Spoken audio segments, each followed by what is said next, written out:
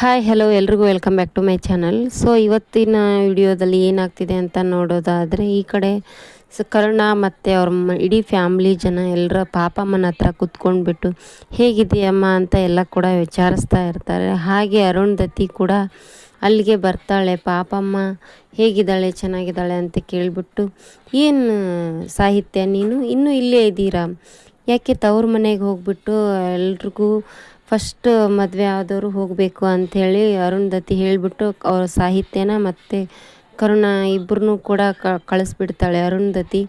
ಹಾಗೆ ಅವ್ರ ಹಸ್ಬೆಂಡ್ ಕೂಡ ಇರ್ತಾರೆ, ಅವ್ರನ್ನೂ ಕೂಡ ಏನು ನಿಮಗೆ ಬೇರೆ ಹೇಳಬೇಕಾ, ಪಾಪಮ್ಮನಿಗೆ ಹೋಗ್ಬಿಟ್ಟು ಏನಾದರೂ ಒಂದು ಸ್ವಲ್ಪ ಜ್ಯೂಸ್ ತೊಗೊಂಬನ್ನಿ ಅಂತ ಹೇಳ್ಬಿಟ್ಟು ಪಾಪಮ್ಮನಿಗೆ ಅಂಥೇಳಿ ಅವ್ರ ಯಜಮಾನ್ರನ್ನು ಕೂಡ ಕಳಿಸ್ತಾಳೆ. ಈ ಕಡೆ ಅರುಂಧತಿ ಆಹಾ ನನ್ನ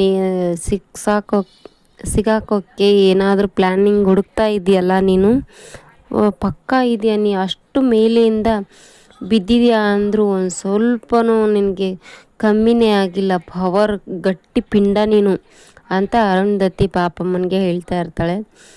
ಪಾಪಮ್ಮ ಏನು ಕೇಳ್ದೇ ಸುಮ್ಮನೆ ಸೈಲೆಂಟಾಗಿರ್ತಾಳೆ. ನೋಡ್ತಾ ಇರು, ನೀನು ನನ್ನ ಬಗ್ಗೆ ಯಾರ್ಯಾರ ಹತ್ರ ಎಲ್ಲ ಏನೇನು ಹೇಳ್ತಾ ಇದೆಯೋ ಅವರು ಒಬ್ಬೊಬ್ರಿಗೆ ಹೇಗೆ ಹೊರಟೋಗ್ತಾರೆ ಅಂತ ನೋಡ್ತಾ ಇರು. ನಿನಗೆ ಚಾಲೆಂಜ್ ಇದು, ನಿನಗೆ ಮಾತ್ರ ನಾನು ಏನೂ ಮಾಡೋದಿಲ್ಲ, ಆದರೆ ನೀ ಯಾರ್ಯಾರಿಗೆ ಏನೇನು ಹೇಳಿದೆಯಲ್ಲ ಅವ್ರು ಮಾತ್ರ ಉಳಿಯೋ ಚಾನ್ಸೇ ಇಲ್ಲ ಅಂತ ಪಾಪಮ್ಮ ತುಂಬಾ ಗಾಬರಿ ಆಗಿಬಿಟ್ಟಿರ್ತಾರೆ.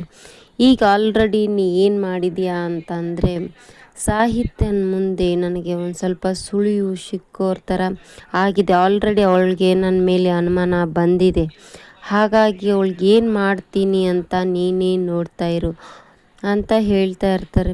ನಿನಗೆ ಮಾತ್ರ ಇವಾಗ ನಾನೇನೂ ಮಾಡಲ್ಲ, ನೀ ಗಟ್ಟಿ ಪಿಂಡ ಅಲ್ವಾ, ನಿನಗೇನೂ ಆಗೋದೇ ಇಲ್ಲ ಅಂತ ಹೇಳ್ತಾ ಇರ್ತಾರೆ. ಈ ಕಡೆ ಇದೆ ಇವತ್ತಿನ ಪ್ರೋಮೋ.